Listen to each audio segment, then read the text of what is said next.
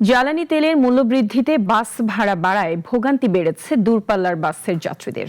তারা বলছেন আয়না বাড়লেও বাড়তি ভাড়া গুনতে হচ্ছে। পরিবহন সংশ্লিষ্টরা জানান, সরকারি সিদ্ধান্ত অনুযায়ী নতুন ভাড়ায় টিকিট বিক্রি করা হচ্ছে, তবে যাত্রী সংকটের কথাও বলছেন তারা। সকাল থেকেই রাজধানীর গাবতলী বাস টার্মিনালে দেখা মেলে যাত্রীদের আনাগোনা।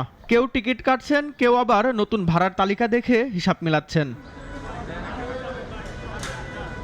যাত্রীরা বলছেন, সরকারি সিদ্ধান্ত অনুযায়ী সমন্বয় করা হারে নতুন ভাড়ার টিকিট নিতে হচ্ছে। গতকালকে আগের দিন আসছি, আমি সোনাডাঙ্গা থেকে আসছি, আমি খুলনা সোনাডাঙ্গা থেকে আসছি 650 টাকায়, আজকে 750 টাকা যাচ্ছে আমার কাছে। আগের ভাড়া আমাদের কুষ্টিয়া যেতে 600 টাকা নিত ঘাট হয়ে, এখন আজকে টিকিট কাটলাম 650 টাকা নিয়েছে আর কি।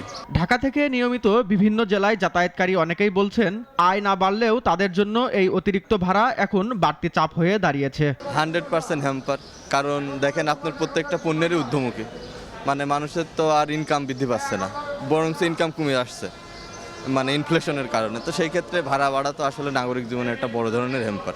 700 টাকা অনেক বেশি হয়ে যায়। একজন শিক্ষার্থীর যদি কোনো একটা সমস্যা হয়, যদি মানে ইমার্জেন্সি তো হইতেই পারে, আবার ব্যাক আসতে হবে, তার মানে যাওয়া আসা বাবদ 1400 টাকা যাবে। তার মানে বাসায় যেতে গেলেও ভাবতে হয়, দুইবার চিন্তা করতে হয় যে আমি যাব কি যাব না। জ্বালানি মূল্য বৃদ্ধিতে সরকারের সিদ্ধান্তের আলোকে বাস মালিক সমিতির নির্দেশনা অনুযায়ী নতুন ভাড়ায় টিকিট বিক্রি হচ্ছে বলে জানান সংশ্লিষ্টরা। আগে মৌলভীবাজার রোডে ছিল 570, এখন 600 করা হয়েছে। আর সিলেট ছিল 670, এখন 700।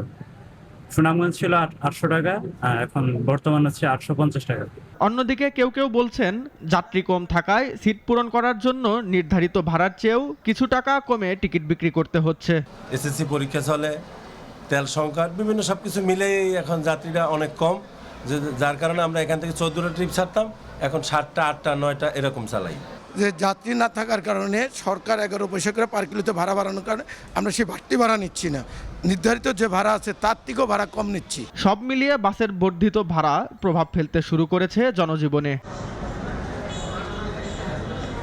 রেজাই রাব্বি, নাগরিক, ঢাকা।